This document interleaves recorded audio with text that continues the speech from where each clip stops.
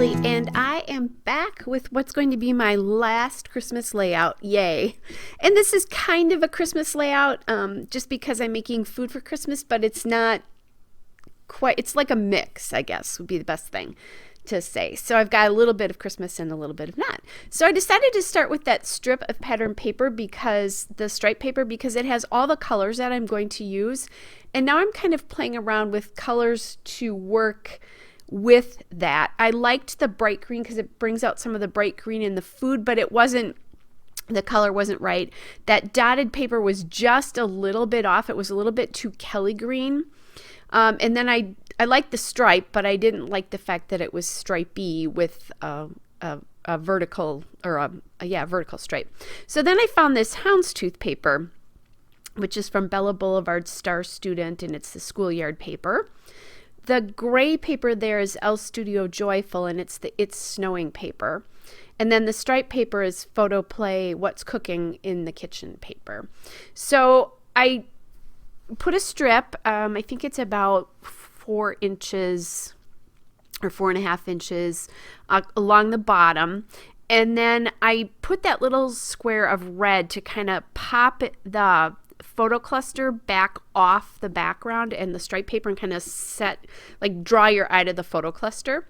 And then I'm just going to mount all of these photos on the green houndstooth as well, just to give it some sort of I'm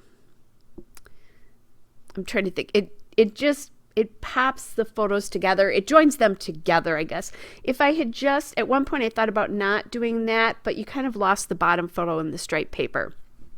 So one of the easiest things to do to combine pattern papers, guys, is to find a paper with all the colors you're going to use in it. Now, that doesn't mean you have to use all the colors in the paper, but just use all the colors.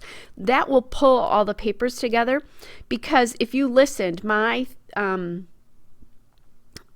4 pattern papers there are, because the red dot paper is from Pebbles Cozy and Bright, the 12 by 12 pad. So my 4 papers are actually from 4 different manufacturers, and you would never know that, because I used the stripe paper to pull that all together. So now I'm looking for something to journal on. I decided to shift that green paper to the left. And what I'm finding is, as I'm looking at, and I'm going through my Christmas 3x4 cards here, I like the gray because it pulls in the gray from the background, but it's too much white. Every time I use something with a white card, it pulled the focus from the photos to the card itself. Excuse me, guys. And I wanted to use one of those 3x4 cards because this is my last Christmas layout, and I thought, let's use these pieces up. But it just didn't work. So I went to this little envelope, this green envelope with the tag, and I really like how that ended up looking, because it was in, it was kind of cute there, but it didn't, kind of cute.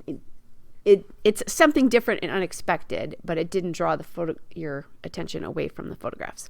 Okay, then I found that homemade sticker. And that came from the Photo Play What's Cooking Element sticker sheet. And I really liked that, because then I could combine it with these Pebbles brads, which are from Cozy and Bright, the embellished brads, and make a title. So my title is Homemade Christmas, because that banner brad says Christmas on it. And then I grabbed a Merry Christmas brad, and then also that little gingham brad. And then I did find this little piece here that said, that little tab there that said appetizers, from that sticker sheet as well. They have a lot of different ones, and I decided to use it on the bottom of that envelope just because that kind of gave you a little bit of a title. But I'm not quite ready to put that down. I'm not sure that's exactly where I want it to go, so I just stuck it to my mat on the other side so I could take it off.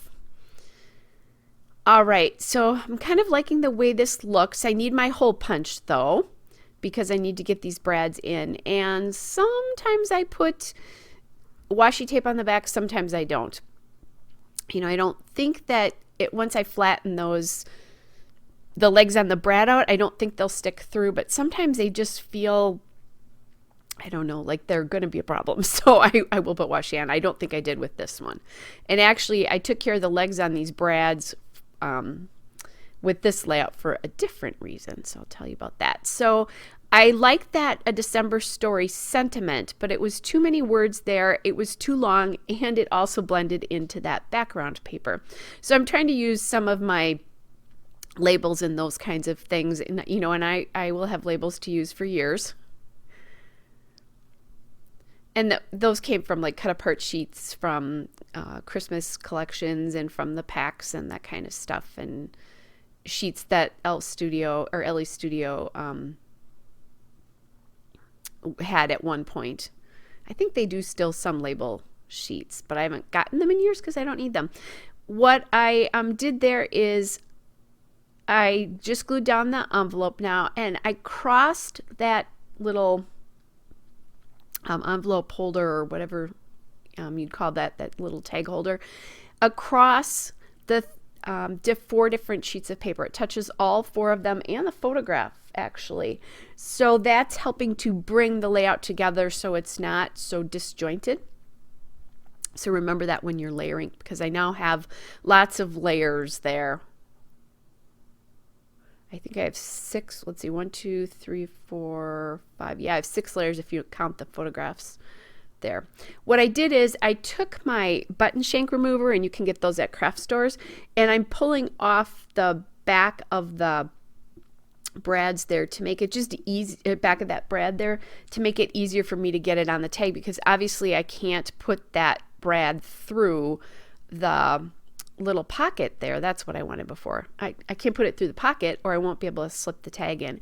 And I did, by the way, guys, you won't see this, and I don't think I have a photograph on it, but I put a cute little what's Kiss the Cook sticker on the little piece of paper on the pocket there. It's a it's a little fold out card just for some decoration. All right, then I'm adding this Merry Christmas die cut there. That's from Elle's Studio as well. Just adding those in, and then I'm using stickers from the sticker sheet from What's Cooking again, because I felt like I needed some extra pieces there. There's a gap at that Merry Christmas, and so I'm trying to figure out how to do this. I like these peppers, but that pepper on the right is feeling a little bit too big, and that long pepper, it just doesn't feel right in that particular spot. So I decide, oh, wait, this pepper over here is way too big for that spot. So let's put the long pepper there. And then I found this little tomato piece, and I'm going to help. See that gap at the bottom there? I don't want that gap there. It looked kind of funny. So I'm using the tomato piece to hide that gap. And now I'm going to bring the pepper back in over here on the left. So what I was doing is I was prepping, making my homemade refried beans. I am part Hispanic, so making my homemade refried beans for an appetizer for Christmas Day, and then also making a little cheeseburger casserole is what that is for my stepkids, because the family had been sick and I was running Christmas presents over, so I told them I'd bring them some dinner too. All right, I did add a little tomato sticker up at the top, just kind of round that out, because the other 2 clusters had a little sticker in it, so I thought that would work. And then I'm grabbing these green brads enamel dots from Outlet and Brads. I'm just going to add a couple to each cluster just to pop another little dimension onto my layout here. Another little texture, another little dimension. All right, guys, here is the still shot and a couple of detail shots. Hope you're all well, and I will be back with another layout soon. Bye.